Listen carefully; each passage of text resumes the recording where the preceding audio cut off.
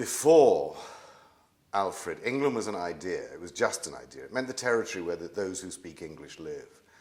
Alfred had an ambition to make England, to combine all those areas. Other people had had the same ambition. I mean, Offa, King of Mercia. It had never happened. In fact, it didn't happen to Alfred either. But nevertheless, his son, his daughter, and his grandson make this idea true.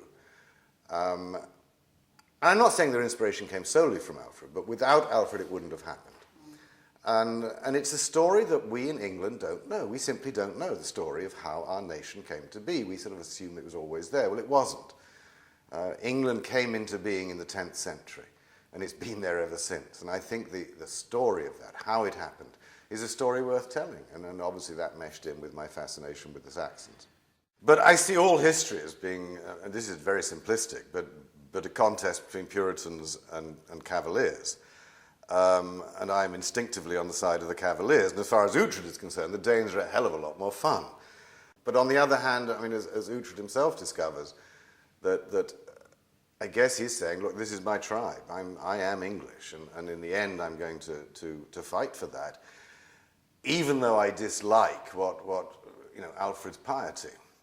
One of the things about writing this series about the making of England is that Alfred's reign is very well documented because Alfred was a scholar. He starts the Anglo-Saxon Chronicle. He writes himself. Asser writes about him. We have an enormous amount of information from Alfred's reign.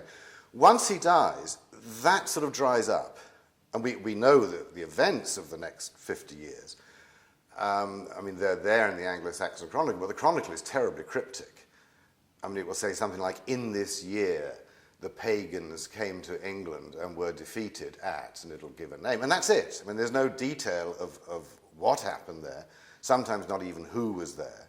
But it is going to be much more difficult to actually work out really what happened. But on the other hand, I can make it up because I'm a novelist. So, I mean, and that's always a pleasure, just being able to make up the events. If you're writing about a period that is really well documented, I mean, for instance, like the Peninsular War, there are still shadowy areas, but you really have to stick to the history. And luckily, the history is there, and it's just simply a question of looking it up and recycling it.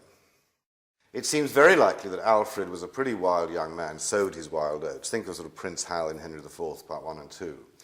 And then goes through a conversion process, and then becomes unbelievably pious, and a great supporter of the church. He makes sure, for instance, that Wessex begins to send Peter's pence to Rome, which hadn't happened for years.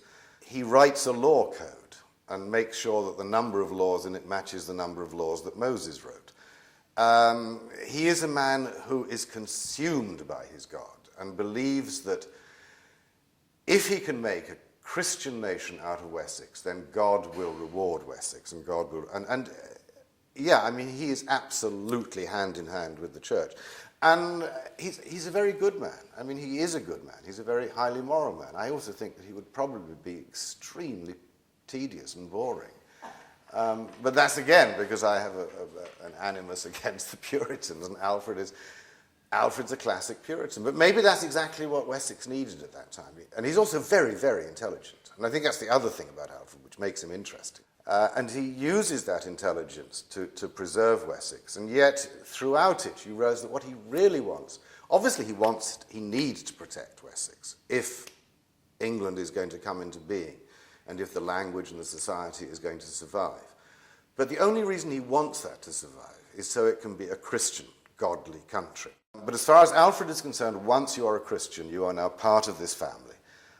So he's not just fighting the Danes. In his own head, he's fighting paganism, he's fighting heathenism, he's bringing God, he's trying to make Jerusalem in England. I mean, that's his ambition.